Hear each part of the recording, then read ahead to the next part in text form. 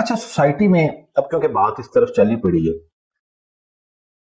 Gender discrimination बहुत ज्यादा है इस बात को लेके। बिल्कुल ऐसे ही। अगर कभी हम रिलेशनशिप की बात कर लेते हैं, हाँ, कोई भी उसमें चैलेंज आ जाए ना, हाँ, हमारी सोसाइटी जो है हाँ, उसके जहन में बाय डिफॉल्ट आता है कि हाँ, ये कुड़ी दी खराबी है,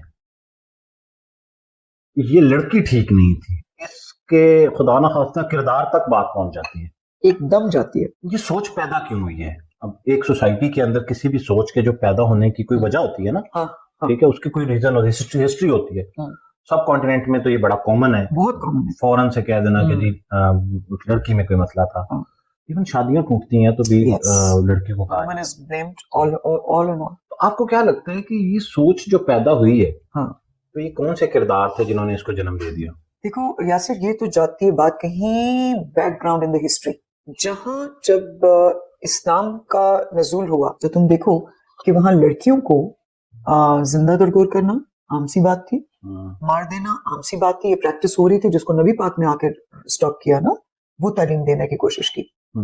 हमारी जो नस्लों का ताल्लुक है ना, बैक इन बैक हिस्ट्री अगर आप जाओ तो आप देखो कि हम लोगों इंसान वैसे भी बाय फितरत उसकी ये होती है कि वो पकड़ के रखता है गलत चीज को, दुरुस्त चीज तो पकड़नी नहीं। दुरुस्त तो बहुत कम इंसान पकड़ते हैं, तो जो गलत रिवायात होती है ना उनको पकड़ता है। एक चीज।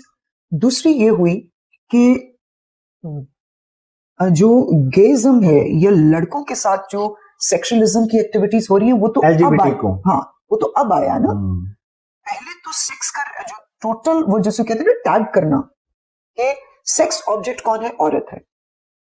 तो जो बाप थे जिनकी बेटियां थी वो डर के शायद नफरत करते थे, जो भाई थे वो उनकी बहनें थी। और जब सड़क पे जाती औरत को, आज भी आप देख लें अगर भाई बहन जा रहे हो तो ये वहां से बेसिकली ये चीजें निकली कि आदमी ने औरत को एक सेक्सुअल ऑब्जेक्ट बना के हमेशा से अपने माइंड में जगा दी।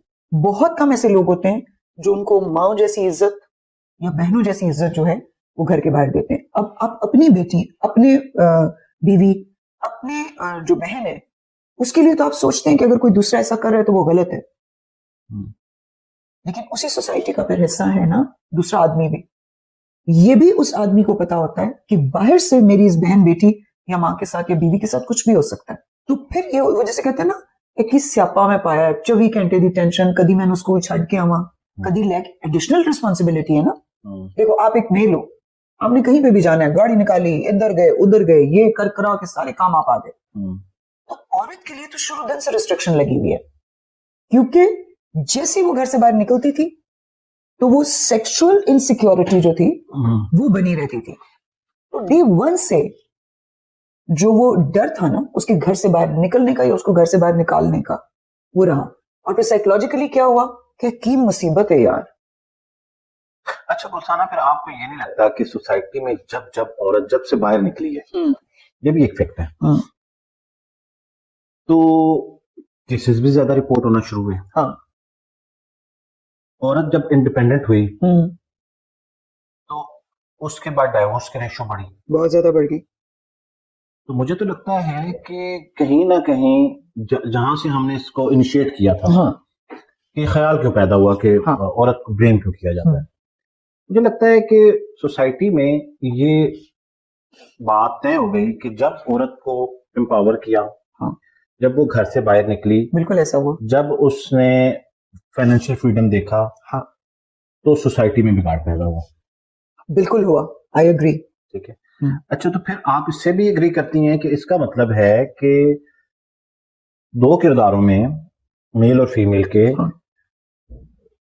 किसी इमोशनल अटैचमेंट को ले लें, किसी रिलेशन को ले लें, या हस्बैंड वाइफ के रिश्ते को ले लें, तो जो उस रिश्ते के अंदर बिगाड़ पैदा करती है वो एक सर्टेन रीजन पे, जो भी हमने डिस्कस की, वो उसकी जॉब हो गई, बिजनेस कर लिया, आजाद ख्याल हो गई, तो वो औरत इनिशिएट करती है। फ्रीडम मिल गया उसको, किसी भी तरह का फ्रीडम मिल गया, ऑल काइंड्स ऑफ फ्रीडम। तो जब औरत को फ्रीडम मिलता है ना, तो वो उसको लगता है कि मर्द मेरी जरूरत नहीं है।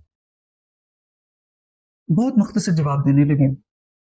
ये सिर्फ औरत के साथ नहीं होगा, आप कुछ अरसे के लिए मर्द के साथ ये करके देखें, उधर भी ये होगा। जानवर को आपने 6 महीने के लिए पिंजरे में रखा, जानवर को, औरत इंसान है, औरत इंसान है, ठीक है, औरत को कैप्चर करना तो मतलब बहुत ही एक तौहीन थी कि आप उसको कैप्चर करके रखते। अगर शुरू दिन से ये फ्रीडम दिया होता तो उसके लिए ये नॉर्मल होता। आज की औरत के लिए ये फ्रीडम जो आपने दिया है वो एबनॉर्मल है, और इसी वजह से वो एबनॉर्मल एक्ट करती है, एबनॉर्मल टॉक करती है, एबनॉर्मल इमोशंस को हैंडल करती है। तो अगर ये शुरू से रिवाइट बनी होती कि जैसे आदमी वैसे औरत है भाई, तो फिर तो ये नॉर्मल नॉर्म होता ना आपकी सोसाइटी का। तो चूंकि आप लोगों ने उसको डे 1 से अनयूजुअल, अनकॉमन एंड एबनॉर्मल रखा, कि फिर बांदर दे हाथ जो माचिस आएगी ना यासिर साहब, तो जंगल साड़ेगी। ये नहीं करो, वो नहीं कर सकती, इधर मत जाओ, इतने बजे आ जाना। और फिर उस औरत ने एक और चीज देखी, वो ये देखी कि मेरे साथ इन कंपैरिजन माय ब्रदर्स एक ही घर में, अभी तक Yasir, trust me on this, मैंने 25 साल स्कूल्स और कॉलेजेस के बीच में गुजारे हैं, मेरा एक्सपीरियंस इतना है, 26 इयर्स, 26 बैजेस मैंने निकाले, और हर बैच में 100 के करीब बच्चा। तो सोच लो कि अभी कितने ह्यूमन माइंड्स को मैंने पढ़ा। और ह्यूमन माइंड्स का पढ़ना मेरा मतलब मेरा शौक है। अभी वही टॉक होने से पहले आप मुझसे जो मैं आपको बात बता रही थी कि मैंने कोई किताबों से नहीं सीखा, एक लाइब्रेरी है, फुल लाइब्रेरी है, पूरी किताब है वो, ठीक है। अभी भी मेरे स्कूल के बीच में अगर आप आओ, और वो जो ओ लेवल्स, ए लेवल्स, छोटी बच्चियां नहीं, ए लेवल की बच्ची का मतलब है 16-17 इयर्स ओल्ड, वो मुझे बताती है कि मिस भाई को ए लेवल्स करने की परमिशन मिल गई, उसकी फीसें भर दी गई हैं, मुझे कहा गया आप प्राइवेट मैट्रिक करो। अब आप मुझे बताओ कि जब वो लड़की कल, और ये एक किस्सा नहीं है, ऐसे अगर मैं अभी तुम बात करना शुरू करूं तो शाम पड़ जाएगी यासिर, और मेरी एविडेंसेस खत्म नहीं होंगी। मैं इतने किस्से कोट कर सकती हूँ, इसलिए जनरल एक बता रही हूँ। नहीं कर सकती वो बच्ची, पिट रही है, पेरेंट्स को बोल रही है नहीं तुम नहीं जा सकती हो। जहां हम देख रहे हैं कि लड़कियां बहुत ज्यादा आ भी रही हैं फील्ड में, वहां एक बहुत बड़ा नंबर अभी भी औरतों और बच्चों के साथ, बेटियों के साथ ऐसा सलूक करते हैं। अब आप सिर्फ इमेजिन करो कि अगर तुम्हारे साथ ऐसा हो, और कल को तुम एक लड़की हो और तुम्हारी शादी किसी ऐसे आदमी के साथ हो जाती है जो तुम्हें थोड़ा सा फ्रीडम देगा, तुसी नस के फड़ोगे बाबूजी, तुसी एंज उस चीज नु फड़ना जिवें तुसी तरसे सो।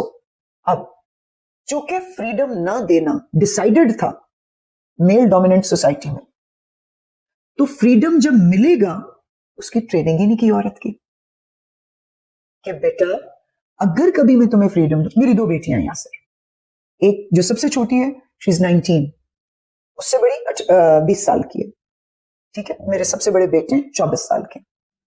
अब मेरी बेटियां इसी सोसाइटी के बीच में पूरे फ्रीडम के साथ फिरती हैं, लेकिन वो फ्रीडम देने से पहले ना सिर्फ बेटियों की, मैंने बेटे की भी वैसे ट्रेनिंग की कि अगर मेरी तरफ से इजाजत है कि आप इस गाड़ी को चला सकती हैं, आप जहां मर्जी जा सकती हैं, तो बेटे these are your limits, you need to mind them.